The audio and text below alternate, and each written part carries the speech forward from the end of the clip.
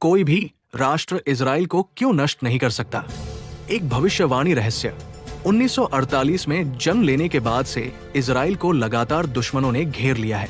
युद्ध, धमकियां, आतंक, विरोध। फिर भी ये छोटा सा देश आज भी खड़ा है। सवाल है, इजराइल अब तक नष्ट क्यों नहीं हुआ?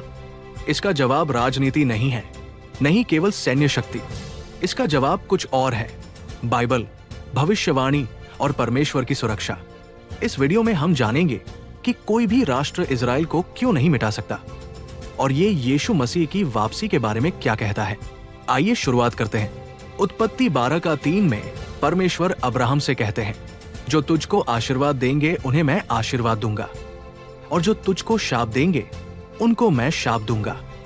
परमेश्वर ने अब्राहम, इसहाक और याकूब से एक अनंत वाचा की, एक भूमि, एक जाति और एक प्रतिज्ञा।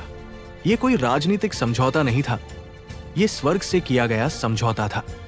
इसलिए जिन्होंने इजराइल को नष्ट करना चाहा, बेबीलोन, रोम, नाजी जर्मनी, वो आज कहाँ है? मगर इजराइल आज भी है। क्यों? क्योंकि जिसे परमेश्वर शुरू करता है उसे कोई रोक नहीं सकता। भजन संहिता 121:4 कहती है, जो इस्राएल की रक्षा करता है वो न तो ऊंघेगा न सोएगा। आधुनिक इतिहास देखिए। 1948 में 5 अरब देशों ने इजराइल पर हमला किया, उसी दिन जब इजराइल जन्मा था। फिर भी उन्हें हरा नहीं पाया। 1967 में 6 दिन के युद्ध में इजराइल ने असंभव जीत हासिल की। 1973 में योम किपुर के दिन पर हमला झेल रहा था, फिर भी विजयी हुआ। ये केवल सैन्य चतुराई नहीं थी, ये परमेश्वर की चौकसी थी। रोमियो 11:26 कहता है, और इस प्रकार संपूर्ण इस्राएल उद्धार पाएगा। इसका मतलब है कि इजराइल की कहानी अभी खत्म नहीं हुई है। यीशु मसीह लंदन या न्यूयॉर्क में नहीं आएंगे। जकरयाह 14:4 कहता है कि वो जैतून पहाड़ पर उतरेंगे, यरूशलेम में। इसलिए ये देश और ये नगर बचे रहेंगे, क्योंकि भविष्यवाणी ऐसा कहती है। और हाँ, एक विशेष द्वार जो अक्सर भुला दिया जाता है, गोल्डन गेट, आज वो बंद है। लेकिन यहेजकेल 44 कहता है कि मसीहा उसी से प्रवेश करेगा। आप उस राष्ट्र को नष्ट नहीं कर सकते जिससे राजा लौटने वाला है। जकरयाह 14:2-3 कहता है कि अंतिम समय में सभी राष्ट्र यरूशलेम के विरुद्ध एकत्र होंगे, लेकिन फिर स्वयं परमेश्वर उनके विरुद्ध युद्ध करेगा।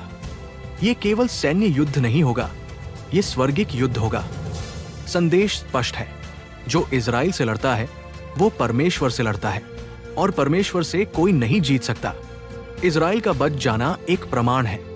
परमेश्वर अपनी प्रतिज्ञाओं को निभाता है। भजन संहिता 124 कहती है, यदि यहोवा हमारे साथ न होता तो हमें वे जीवते निगल जाते। जैसे परमेश्वर ने इजराइल को बचाया, वैसे ही वो आपको भी बचाएगा। अगर वो एक राष्ट्र के लिए वफादार है तो वो आपके जीवन में भी सच्चा रहेगा। जो इजराइल की रखवाली करता है वो आपकी भी रखवाली करता है। दुनिया को बताइए, इजराइल का अस्तित्व रहस्य नहीं है, ये संदेश है। परमेश्वर जीवित है, भविष्यवाणी सच्ची है और यीशु मसीह जल्द लौटने वाले हैं। क्या आप मानते हैं कि हम अंतिम समय के करीब हैं? कमेंट करें। अगली बार तक देखते रहिए और प्रार्थना करते रहिए। शालोम।